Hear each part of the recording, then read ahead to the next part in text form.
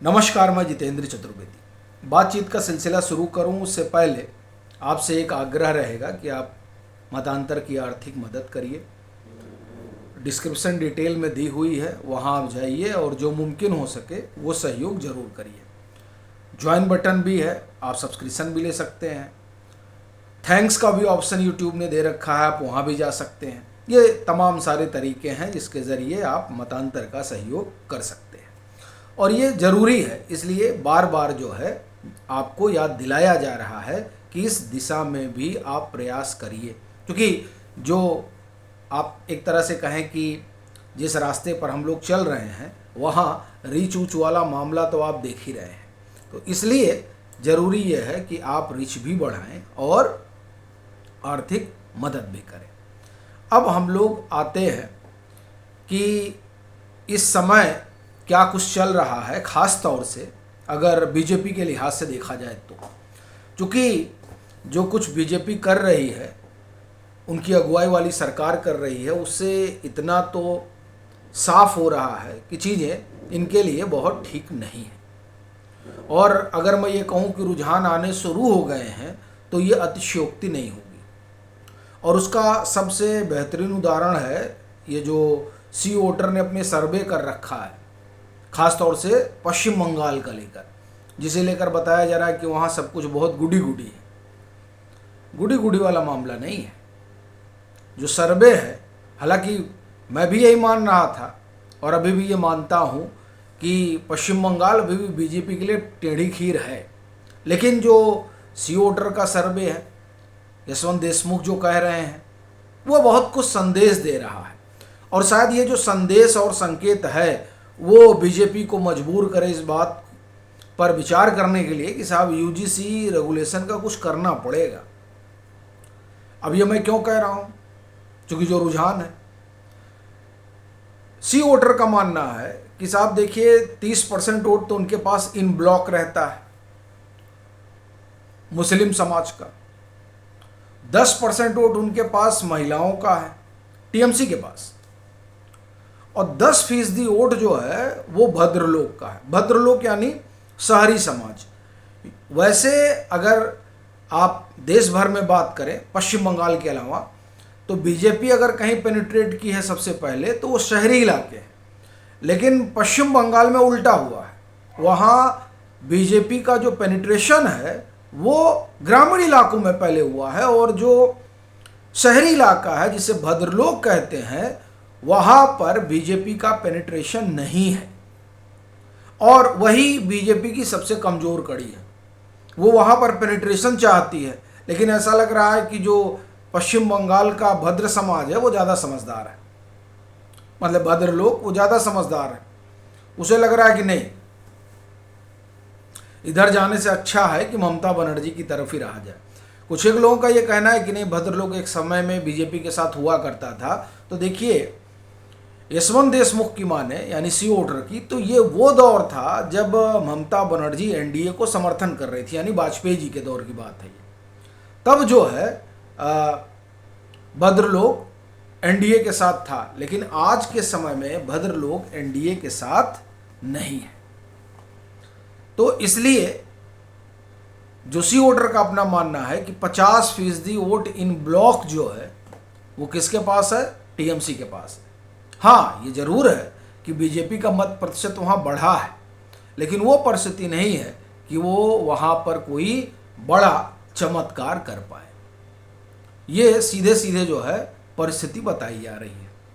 तो ये जो परिस्थिति है वो ये बताती है कि संकेत क्या है। एक तो ये चीज़ है। दूसरा देखिए, बीजेपी ने ये जो यूजीसी रेगुलेशन वाला दांव है ये क्यों चला, इसको लेकर एक बड़ी आप ये कहें कि सीधी राय एक बड़े वर्ग में है कि वो अपने पक्ष में जो ओबीसी वोट है उसे कंसोलिडेट करना चाहती है। और कुछ का ये भी मानना है कि दरअसल बीजेपी एक अपना नया मतदाता वर्ग खड़ा करना चाहती है और उसकी वाजिब वजह है। अब वो क्या है, देखिए 12 साल हो गया, अगर हम सिर्फ सेंटर की बात करें तो 12 साल यहाँ हो गया। तो उन 12 सालों में जाहिर सी बात है कि कुछ एंटी इनकम्बेंसी भी बनी है। तो एक मतदाता वर्ग वो भी है जो नाराज हो रहा है। तो नाराज हो रहा है तो दूसरा वर्ग कहाँ से जोड़ा जाए, इसकी कवायद है। और ये इससे मैं भी कन्विंस हूँ और उसका एक कारण है।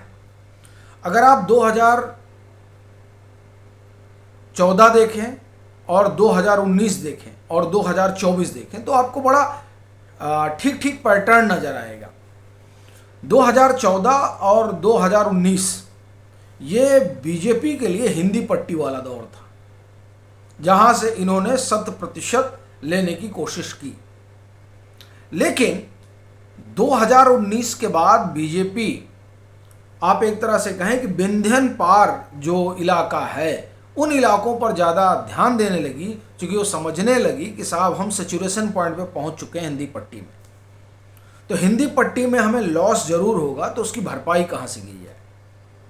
तो उस भरपाई के लिए जो कुछ, जैसे पश्चिम बंगाल में इन्होंने जोर मारा, ठीक है, फिर आप चले जाइए कि उड़ीसा, इधर देखिए आप तेलंगाना, आंध्र प्रदेश, कर्नाटक, तो बहरहाल इनका होल्ड है ही है, और केरला, यानी ये जो इलाके हैं यहाँ पर कैसे अपनी सीटें बढ़ाई जाए, इस पर ये लोग काम करने लगे। और देखिए उसका हासिल इनको 2024 में मिला। आप कल्पना करिए उड़ीसा में इनको सीटें नहीं मिली होती तो क्या होता। और इनका कैलकुलेशन कमोवेश ठीक था, क्योंकि सीटें इनकी कम हुई हिंदी पट्टी में, फिर वो चाहे राजस्थान हो, चाहे हरियाणा रहा हो, चाहे उत्तर प्रदेश रहा हो, इन सब जगहों पर कम हुआ। तो उस कमी को कैसे पूरा करें, इसको ध्यान में रखते हुए ये अपने लिए नए, एक तरह से कहा जाए कि इलाके तलाशने लगे थे जहां पर इन्हें वोट मिले, जहां पर ये सीटें हासिल कर सके। आप तेलंगाना को भी देखिए, तेलंगाना में भी लोकसभा चुनाव में इन्होंने बेहतर किया। तो इसी तरीके से ये जो यूजीसी रेगुलेशन है, इस पर स्टे लगा रखा गया है, उसके ज़रिए ये एक कहें कि एक धारणा है कि बीजेपी जो है एक नया वर्ग तैयार करना चाह रही है अपने लिए, और उसमें आप नारी शक्ति बंधन अधिनियम भी जोड़ें, क्योंकि ये भी एक तरीके से इन ब्लॉक वोट तैयार करने का एक तरीका है। लेकिन समस्या क्या हो गई? समस्या ये हो गई कि जिस यूजीसी के सहारे ये इन ब्लॉक वोट बैंक तैयार करना चाहते थे, उस यूजीसी ने जिस, आप कहें कि आधी आबादी पर इनकी नज़र थी वहाँ भी, और जो इनका कोर है वहाँ भी, दोनों जगह जो है उनको एक तरह से कहें आप कि आंदोलित कर दिया। और मैं आधी आबादी की बात इसलिए कर रहा हूँ क्योंकि जो पटना विश्वविद्यालय का नतीजा है, ज़्यादा पुरानी बात नहीं है। उस नतीजे में क्या हुआ था, और आप देखिए इसी पटना विश्वविद्यालय का अगर नतीजा बीजेपी के पक्ष में गया होता और परिषद वो जीतती, तो साहब ढोल नगाड़े के साथ बताया जाता कि देखिए यूजीसी रेगुलेशन का कोई असर नहीं।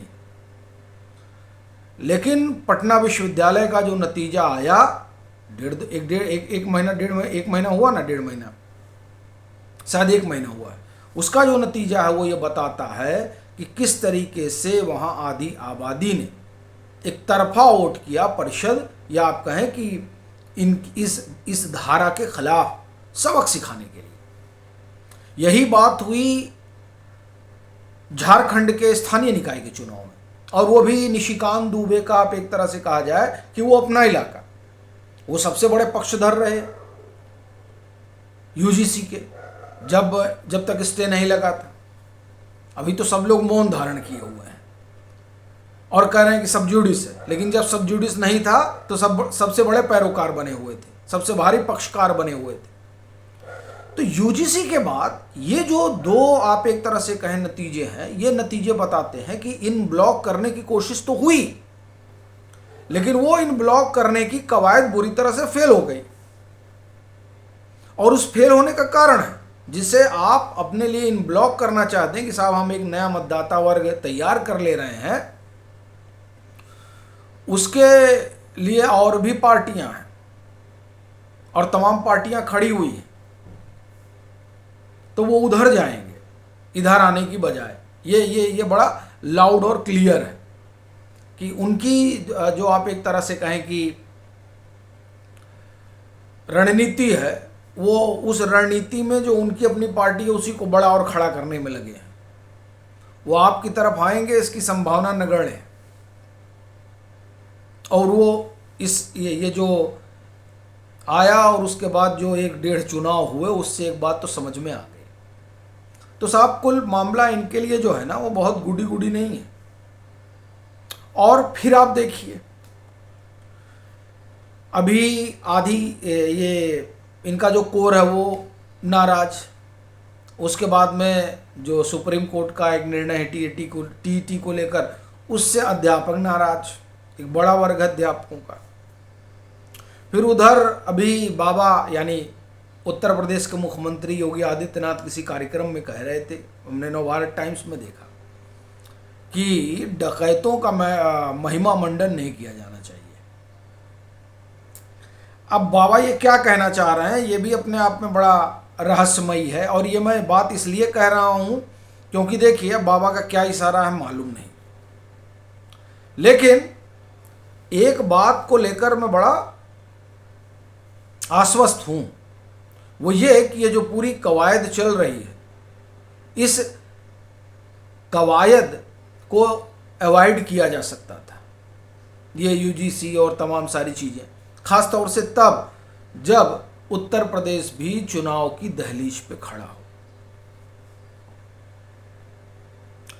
तो इतना तो मान के चलिए कि ये जो तमाम नूरा कुश्ती हो रही है और जो एक तरह से कहा जाए कि बीजेपी ने सोचा था कि वो मास्टर स्ट्रोक होगा, वो लग नहीं रहा है कि मास्टर स्ट्रोक कहीं से हो रहा है।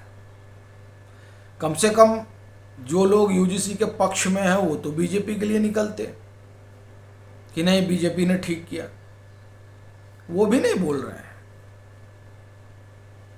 तो ये जो कुल संकेत है ना, वो संकेत इतना ही है कि अगर ये जो मामला है इस मामले पर यानी यूजीसी रेगुलेशन वाले मसले पर अगर बीजेपी ने ठीक ठीक विचार किया तब तो समझिए कि उनके लिए संभावनाएं हैं, नहीं तो देखिए क्या होता है। चीज़ें शुरू हो चली हैं और जब चीज़ें शुरू हो जाती हैं तो समस्या जो है वो धीरे धीरे विकट होने लगती है। और कम से कम बीजेपी के लिहाज से तो यही दिखाई दे रहा है। बाकी आप लोगों की क्या राय है ज़रूर साझा करिए, भाषाई मर्यादा बनाए रखिए। और बाकी जो लोग अपनी भाषाई मर्यादा खो चुके हैं प्रभु उनको सद्बुद्धि दे, अब तो यही कहा जाएगा। बाकी आप लोगों के सहयोग की अपेक्षा रहेगी।